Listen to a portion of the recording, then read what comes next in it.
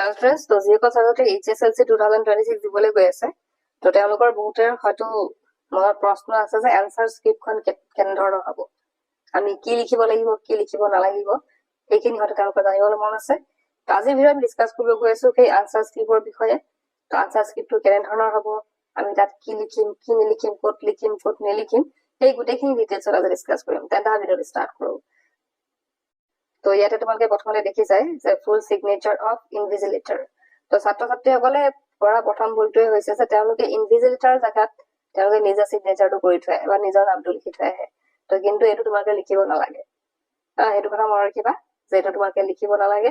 সেইটো তোমালোকৰ ইনভিজিলেটৰ মানে যোনে মানে বহীখন চেক কৰিব, মানে যোন ডিউটিত থাকিব আৰু তেওঁলোকে বহীখন চেক কৰিব, তুমি নাম শুদ্ধকৈ লিখিছা নাই সেইবিলাক যোনে চেক কৰিব, তেওঁ ইয়াত সিগনেচাৰ কৰিব। গতিকে তোমালোকে ইয়াত একো কৰিব দৰকাৰ নাই।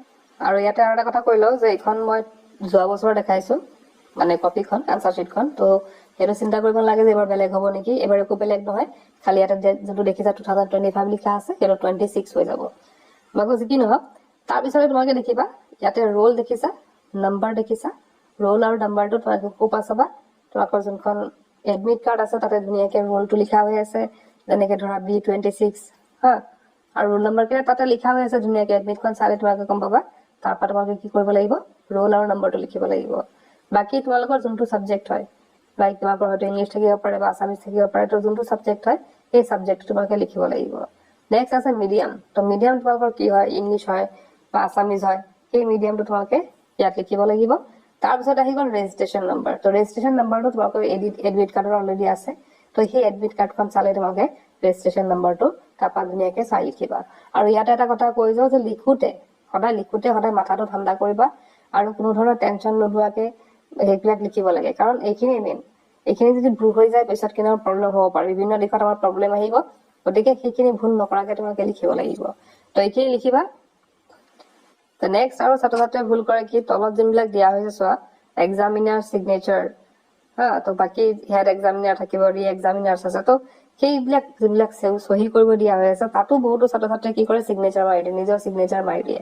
কিন্তু ইয়াতে তোমালোকৰ চিগনেচাৰ কৰিবলগীয়া নাই। ইয়াত তোমালোকৰ মেইন কাম কেইটা হৈছে কি, যোনকেইটা মই ক'লো, roll number, registration number, medium, আৰু ক'তো তোমালোকৰ নিজৰ নামটো লিখিব নালাগে। ক'তো যোনখিনি ডিটেইলছ দিছে মই কৈছো, ওপৰখিনি যোনখিনি আলোচনা কৰিলো সেইখিনি লিখিলে হ'ল। বাকী এইবিলাক যিমান যি আছে ক'তো তোমালোকে একো কৰিব নালাগে। তো ইয়াতে আৰু ৰাইট চাইডে দেখিছা মাৰ্কছ টেলি ডাটা। তো ইয়াতে কুৱেশ্যন নম্বৰ, মাৰ্কছ বা এক্সামিনাৰ, মাৰ্কছ বা ৰি এক্সামিনাৰ। তো ছাত্ৰ ছাত্ৰীসকলে ইয়াতো বহুতে লিখি দিয়ে বা বহুতে সেইটো কনফিউজন থাকে তেওঁলোকৰ যে এইটো আমি লিখিব লাগিব নেকি বা নিলিখিলে কিবা হ'ব নেকি। তো তেনেকুৱা এটা কনফিউজনত থাকে এক্সামত গৈ পেলাই। যেতিয়া বস্তুবিলাক দেখে তেতিয়া তেওঁলোকৰ অলপ প্ৰব্লেম হয়। তো ইয়াতো একো লিখিব নালাগে তোমালোকে হা, ইয়াতো একো লিখিব নালাগে। সেইখিনি তোমালোকৰ এক্সামিনাৰ যোনে বহীখন চাব তেওঁলোকে ইয়াত লিখিব, তোমালোকৰ কোনো ধৰণৰ ইয়াতে টাচ কৰিব নালাগে। তো মেইন এনসাৰ শ্বীটখনৰ মেইন মানে থিংটো হৈছে যে আমি খালি ৰোল নাম্বাৰ, ছাবজেক্ট, মিডিয়াম আৰু ৰেজিষ্ট্ৰেশ্যন নাম্বাৰ লিখিম, আৰু বাকী ক'তো একো লিখিব নালাগে। আৰু ইয়াতে বহুতো ছাত্ৰ ছাত্ৰীৰ মানে মনত এনেকুৱা থাকে যে আমি যদি এডিশ্যনেল পেজ লওঁ বা এক্সট্ৰা পেজ লওঁ আমি কেনেকৈ লগাম, ষ্টেপলাৰ ঘৰৰ পৰা লৈ যাম নেকি। তো তেনেধৰণৰ প্ৰশ্ন থাকে। তো ইয়াতে দেখিছা তোমালোকে হোল এটা আছে। তো এই হোলটোত তোমালোকক ৰছী দিয়া হ'ব, সৰু সৰু ৰছী টুকুৰা দিয়া হ'ব। সেই ৰছী তোমালোকে সোমোৱাই পেলাই গাঁঠি মাৰিব লাগিব। তোমালোকৰ হয়তো স্কুলত সেইবিলাক কৰিছে অলৰেডি, তোমালোকে জানাই। তো ইয়াতে ষ্টেপলাৰ মাৰাৰ কথা নাহে, নিনিলেও কথা নাই, তোমালোকৰ তাত অলৰেডি গোটেইখিনি ৰছী যোগান ধৰি দিবই। গতিকে তোমালোকে ঘৰৰ পৰা একো লোৱাৰ দৰকাৰ নাই, সিহঁতে সেইখিনি দিব। তো জাষ্ট গাঁঠিটো মাৰোতে অলপ সাৱধান হ'বা যাতে খুলি নাযায়। তো তেনেদৰে কৰিলেই হ'ল।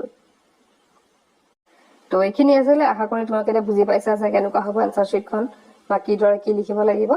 তেন্তে আজি ভিডিঅ'টো আহি কৰিলোঁ, কি পজিটিভ।